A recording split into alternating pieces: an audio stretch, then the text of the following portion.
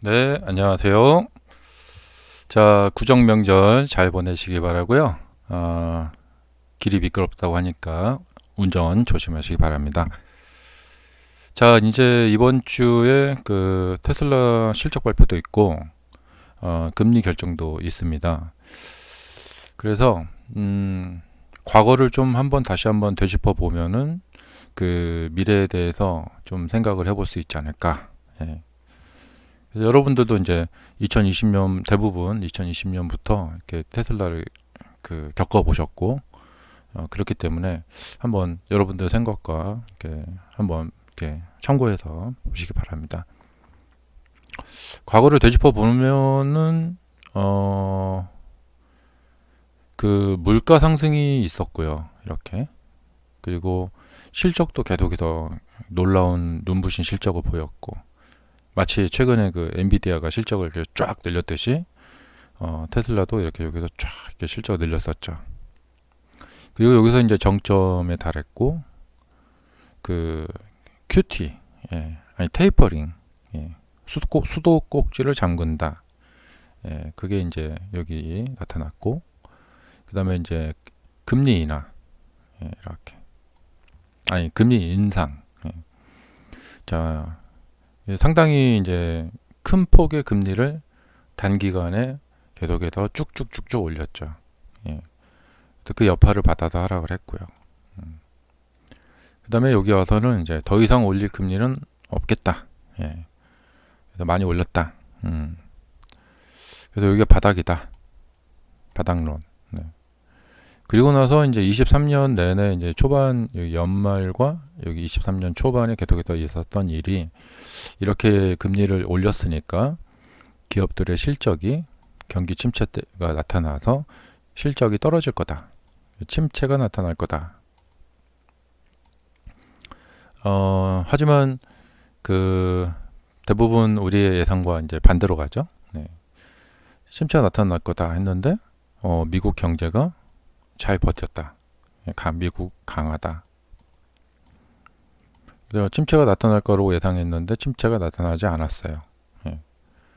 그러나 여기서 이제 실적의 최정점을 찍고 37만 대까지 떨어지는 실적의 하락을 경험을 했어요. 사실은 나타나긴 나타난 거죠. 예. 금리 인상의 효과가 이렇게 뒤늦게 나타나게 된 거죠. 전반기 때는 그 공격적인 차량 가격 인하를 통해서 손실을 보더라도 막 일단 많이 팔아보자 막 이런 것이 있었죠. 자, 그래서 이제 37만 대까지 떨어지는 이렇게 그 침체를 겪었고 이제 금리 인상의 여파를 여기서 받긴 받았죠. 네. 하지만 이제 아주 심각한 침체 그것은 미국 경제가 강하게 잘 버텨줬죠. 자, 그 다음에 이제 24년에 들어와서는 자, 이제부터는 반대로 이제 금리를 인하하겠다. 그런 전망과 함께 또 바닥이 나타났고, 금리를 아주 공격적으로 인하하지는 않았지만 그래도 꽤 인하를 했어요. 그래서 그 인하를 받으면서 이렇게 올라갔죠. 그리고 동시에 최저 37만 대까지 찍고 나서 41만 대, 뭐 43만 대 하면서 이제 다시 판매량이 증가되는 실적이 나아지는 그런 거. 그 다음에 트럼프 대통령 당선도 있었고, 그래서 실적이 이제 어마무시했다가 또 금리 인상으로 떨어졌다가, 그 다음에 여기서 다시 또 실적이 저하됐다가 다시 실적이 살아났다가 이렇게 이제 움직였죠. 그래서 이제 앞으로 일어날 일에 대해서 생각을 해보자면 추가 금리 인하가 조금은 더 있을 것 같아요. 근데 그 속도가 매우 느릴 것이다. 그러면 이게 이제 느낌이 어떤 거냐면 이제 22년도 요때하고 비슷한 느낌인데요. 이제 조금만 더 금리 인하를 하면은 금리 인하의 정점이 나타나게 될 것이다. 그러니까 지금 4%대 금리인데 앞으로 1년 내에 막 2%대 금리까지 내릴 건 없잖아요. 지금 미국 그 모기지 금리 30년 만기 모기지 금리가 한 2.3 이 정도 될 거예요. 예. 그리고 좀 순조롭게 금리 인하를 한다면 3.3%대, 3.25 정도까지. 예. 그러니까 지금 금리에서 이제 금리를 한 1% 정도 더 인하한다는 거죠. 1%. 그러니까 이게 1%가 크면 크고 작으면 작은 건데 역시 이제 그렇고요. 예. 그러니까 이제 앞으로 1% 정도를 더 한 0.25씩 해서 이제 네 번이 나눠서 내릴 건데 이제 그런 과정을 겪게 되면은 이게 이제 금리 인하의 이제 정점에 달한다는 거죠. 이거 보고 이제 중간 금리라고 하죠. 그리고 이제 유사시에 뭐 실업률이 증가한다거나 경기 침체가 나타난다거나 하면은 이제 3.25에서 이제 2.25, 뭐 1.8, 뭐 이렇게까지 더 내리겠죠. 그래서 이제 앞으로 이 금리 인하의 정점이 이렇게 저쪽에 이제 보이는 상황입니다. 그러니까 올해부터 금리 인하를 시작을 하는 게 아니라 금리 인하는 작년부터 시작이 됐죠. 그래서 금리 인하를 꽤 그래도 꽤 이렇게 착착착 해왔어요. 그리고 나서 이제 오늘 이제 이번 주에 나오는 파월 의장의 이 뭐랄까 억양 아니 뭐랄까 이 말의 그 느낌 앞으로 금리 인하를 매우 신중하게 가져가겠다 뭐 이런 말이 나온다거나 그러면 이제 시장은 기대가 컸었는데 아 25년 기대가 컸었는데 좀 긴 빠지네 막 이렇게 된단 말이죠. 그러면서 증시는 이제 쉬어가는 모습을 보이게 될 거다. 그러니까 400달러에서 100달러까지 이렇게 하락하는 이 구간이 있었죠. 이제 금리 인상의 그 긴축의 구간. 근데 이 정도까지 하락폭, 대폭적인 하락, 1년 만에 거의 한 4분의 1이 되었단 말이에요. 근데 그 정도까지는 예상이 안 되고, 일단은, 좀 이렇게 쉬어가는 장이 좀 되지 않을까. 그렇다면, 여기서 사도 고점이고, 저기서 사도 고점이고, 어차피 별로 내가 사고 나서, 점프 올라갈 것이 없다면은, 매수자들은 매수를 하지 않겠죠.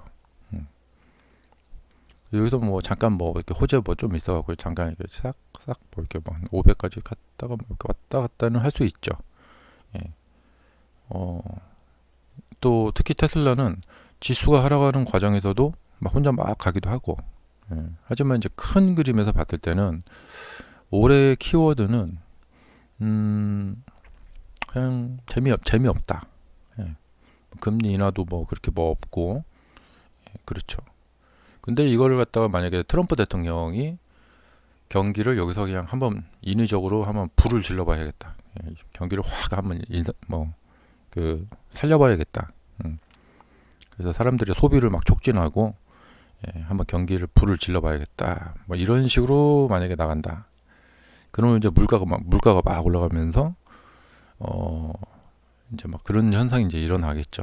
근데 트럼프 대통령은 그러진 않을 것 같다는 예상이 들어요. 굉장히 좀 뭐랄까 이제 관세로 뭐 이렇게 밀고 당기기 하면서 뭐 그런 식으로 가면서 그렇게 갈 것 같고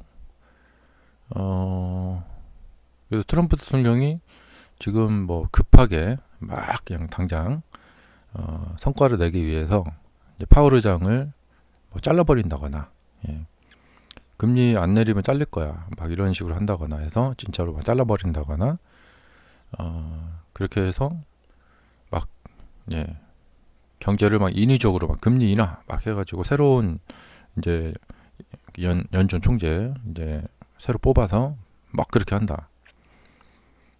그런다거나 그러면은 모르겠지만 그러니까 뭔가 여기서 어떤 변수죠. 이제 새로운 어떤 기폭제, 무슨 일이 생겨갖고, 또 전염병이 돌아서 또 돈 풀기를 막 한다거나, 막 그런다거나, 그런 일이 없다면, 예, 그냥 파월 의장한테 금리 결정을 맡겨놓고, 예, 가만히 냅두고 그렇게 한다면은, 올해는, 금리가 굉장히 생각보다 이제 더 더디게 간다는 얘기죠.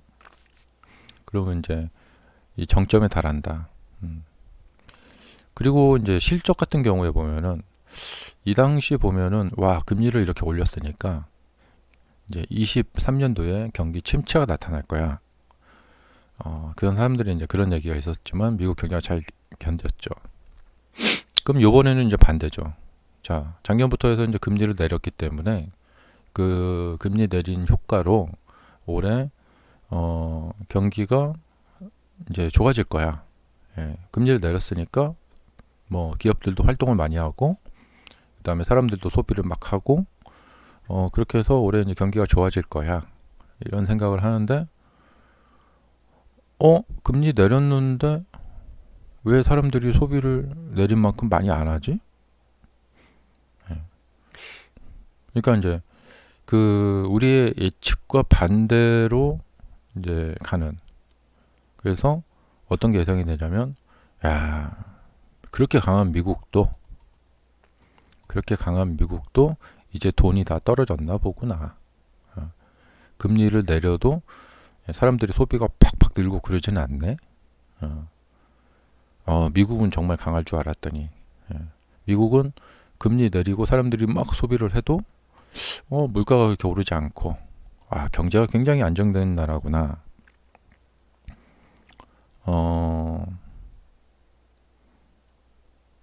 이제 그럴 줄 알았는데, 미국도 결국에는 어쩔 수 없구나. 예. 금리를 내려도 소비가 그렇게 늘질 않네.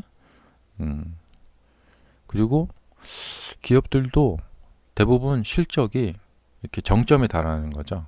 예. 그동안 AI로 그렇게 돈을 많이 벌었던 엔비디아도 그렇고, 다른 빅세븐 보면 메타도 그렇고, 올해는 이제 실적의 정점이 나타나는 그런 해가 되지 않을까 생각이 됩니다. 그러니까 이제 이 당시와 좀 반대가 될 거라고 생각이 돼요.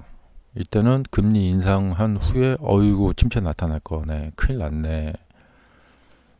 근데 안 나타났고, 요번에는 금리를 내렸으니까 와 이제 25년에 막 파티가 이제 이 돈 잔치가 일어나겠구나 하고 기대를 했는데 그 기대로 막 올라갔는데 생각보다 그렇게 금리 인하 효과가 별로 안 나타나네. 그리고 오히려 반대로 사람들이 돈을 그렇게 많이 안 쓰네. 미국도 이제 계속해서 그렇게 강할 수만은 없구나. 미국도 좀 이제 좀 쉬어가는 그런 경제가 그런 게 좀 되지 않겠나.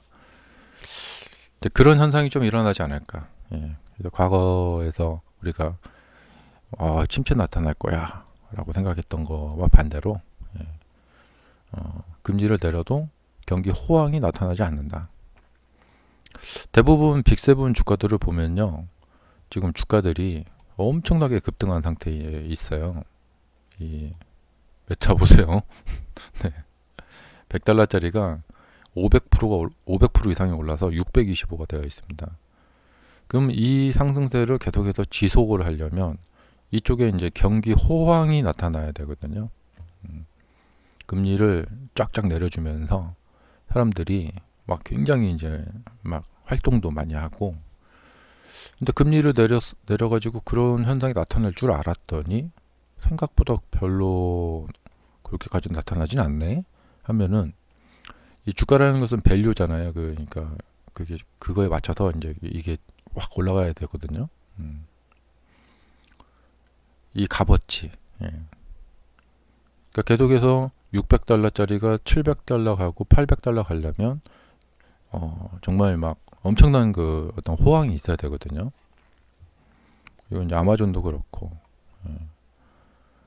마이크로소프트도 약간 벌써부터 좀 그렇고요. 엔비디아도 이제 그 실적이 잘 나와도 주가 수준에 맞춰서 더 잘 나와야 돼요. 예. 그러니까 23년과 24년에 있었던 실적의 증가는 이것은 서먹에 불과했다. 예. 이제부터 25년에 24년도의 실적이 2배씩 뻥튀기를 간다. 그렇다면 주가는 그에 발맞춰서 갈 수가 있겠죠. 예. 근데 만약에 그게 안 된다. 그러면 이제 사람들은 회의론에 들어가죠. 아, 너무 많이 올라왔나? 이렇게. 좀 쉬어야 되나? 이렇게. 아, 이제 실적 성장이 좀 둔화가 되는구나. 그래서 25년도는 금리를 작년에 이제 금리를 인하했음에도 불구하고 그 금리 인하의 효과가 생각보다 안 나타나는, 그러면서 주가들은 좀 이렇게 쉬어가는, 정점에 이르는 또는 이제 좀 조정을 하는 그런 한 해가 되지 않을까 생각이 됩니다. 사실 이 주가도, 예, 그 바이든 대통령이 좀 인위적으로 좀 부양시킨 느낌이 좀 있어요. 예, 돈을 막 풀면서, 예, 미국 경제가 다운되지 않게 금리를 인상했음에도 불구하고, 고물가임에도 불구하고 다운되지 않게 좀 돈을 막 풀면서 좀 이제 한 거가 있거든요. 물론 트럼프 대통령이 이제 막 미친 척 하고 막 경기를 막 계속 부양을 시키면은 뭐 또 관련 갈 수도 있겠죠. 자, 그러면 이번 주 정말 슈퍼 이크인데요. 좋은 매매들 되시길 바라고요. 떨어져도 좋을 건 없죠. 예. 어떻게든 어떻게든 잘 풀렸으면 좋겠어요. 네. 근데 저는 뭐냐면 막 이제부터 막 급등의 시작점이다 여기가. 그런 것까지는 아닌 것 같아요. 근데 주가는 우리가 20년과 21년에 겪어보셨겠지만, 예, 참 예측하기가 참 어려워요. 예. 여기서 막 전쟁이 날 줄 누가 알았겠어요. 예. 자, 감사합니다.